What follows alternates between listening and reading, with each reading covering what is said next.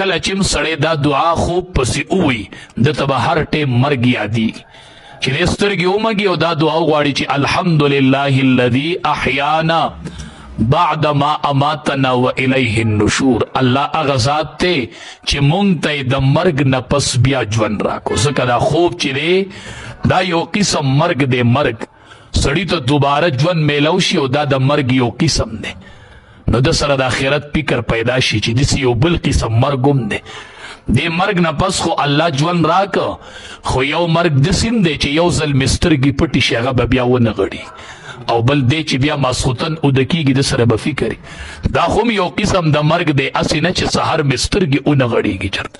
نو دی چې اوده کېږي نو دی به په یو بهتر حالت کې اوده کېږي، دی به په یوه ښه طریقه اوده کېږي او تیار به اوده کېږي چې هسې نه دا خوب خو د مرګ یو قسم دی. هسې نه چې سهار له مې سترګې ونه غړېږي او داسې اوده په اوده پاتې شوه. نو د خوب نه چې سړی پاسي دا ورله الله د مرګ نه پس یو ژوند ورکړي. نو دی به وایي چې الحمدلله. ځکه صحابي د نبی کریم صلی الله علیه وسلم نه تپوس کوي وایي د الله حبیبه جنت کې به خوبي، جنت کې به اوده کېدل او خوبي. د دواړو جهانو سردار ورته فرمایي النوم اخو الموت. دا خوب چې دی دا د مرګ ورور دی او په جنت کې مرګ نشته، نو په جنت کې خوب هم نشته. بس نو دا خوب چې دی دا د مرګ یو ورور دی او د مرګ یو قسم دی. نو نبی علیه صلات والسلام به سترګې ومږلې او د هغې نه پس به بیا دعا وغوښتله. بیا به نبی کریم صلی الله علیه وسلم مسواک وکړو چې د خوب نه به پاسېد. نو اودس کې مسواک کول ځان له سنت دی او د خوب نه پس چې سړی راپاسي مسواک کول دا ځان له جدا سنت دی. نو نبی کریم صلی الله علیه وسلم دا مسواک اومگو چې کله به خوب نه راپاسید او دس کې به بیا کو خو د خوب نه پس به مسواک اومگو او چې کله به خوب نه را بیدار شو امام الانبیاء نبی کریم صلی الله علیه وسلم را پابسید، کپڑے به اغوستلی یا به کپڑے بدلولی. نو چې کلم کپڑے اغوندو یی بدلو طریقه دا د چړومبی خی پینسا پرتوک اغوندو نو خی پینسا اول اغوستل سنت او گسا پینسا رستو.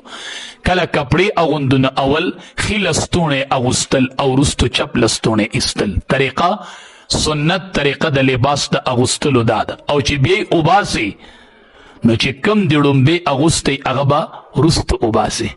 د استوی طریقه دادا چې چپا پینسا به مخکی اوباسی او خی به رستو اوباسی او گس لستونه به مخکی اوباسی او خی لستونه چې دی هغه به رستو اوباسی.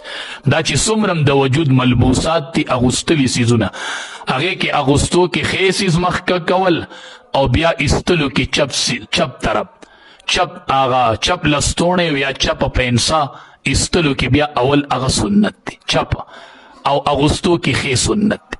او بیا چې به نبی کریم صلی الله علیه وسلم دا کله او دس کو یا به غسل کو هغې پورې به اوبو ته لاس نه کته کو چې څو پورې به دا لاس د مړوندونو پورې انزلي نو مونږ ډایرک بالټي ته لاس کته کو لوټې ته لاس کته کو. دا د سنتو خلاف دی.